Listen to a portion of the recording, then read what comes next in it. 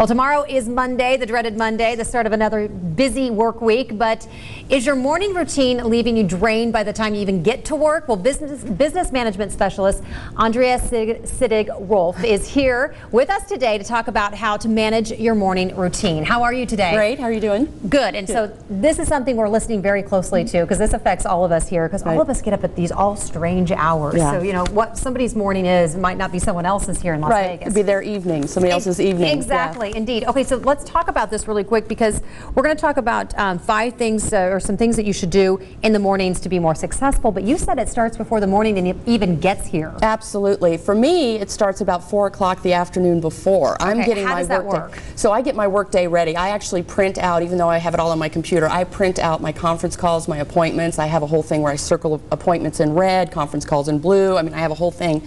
That's printed up, ready to go, so that the next morning when I come in, it's there and it's ready.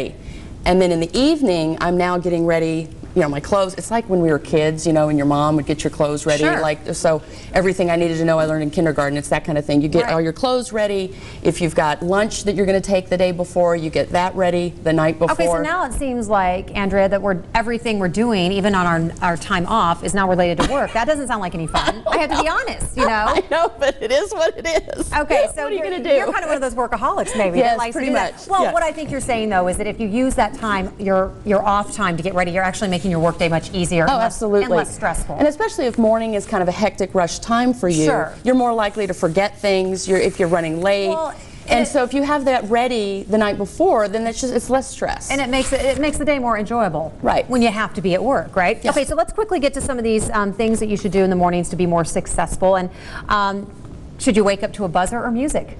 Well, I have a thing with alarms. Now, I've actually trained myself to set my own internal alarm. Okay. It's actually pretty easy to do this. So my alarm in my case is only a backup in case my internal clock doesn't work. So I literally will set my alarm, I will look at the time, and I will say it in my head several times. You know, 6:15, 6:15, whatever it is. And then I'll go to sleep, think about it a couple more times. I'm not kidding. I will wake up 5 minutes before my alarm goes off. Okay, for what about the people who can't do that? Well, then you need an alarm. Okay. So then it's well, here's my thing with alarms. If you need an alarm to wake you up, you're not getting enough sleep. Okay. So the point is and I know people are like, oh yeah, right, like we can all get enough sleep. But if you can get to bed at a reasonable hour and you're able to wake up without an alarm, that's ideal. It shouldn't be that difficult. Okay, let's get to the next one really quick.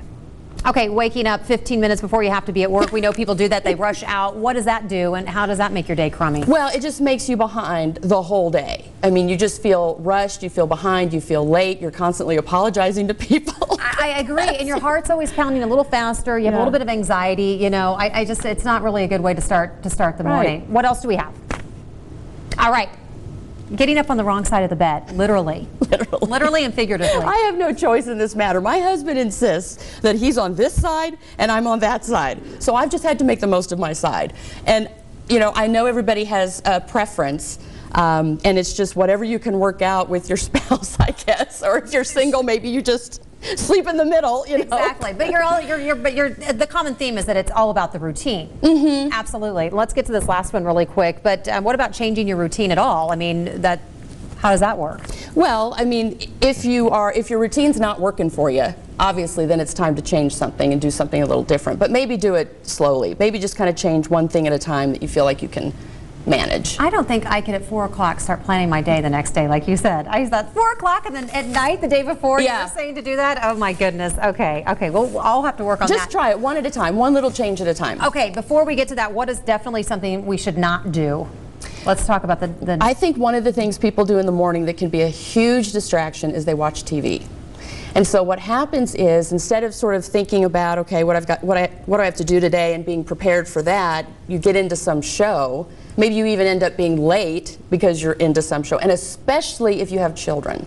You really don't want to have TV on when you have kids. I want to talk about creating bad habits perhaps for them as well. Yeah, and then I just 5 more minutes, Mommy. I just want to see the end of this show. I mean, so no TV.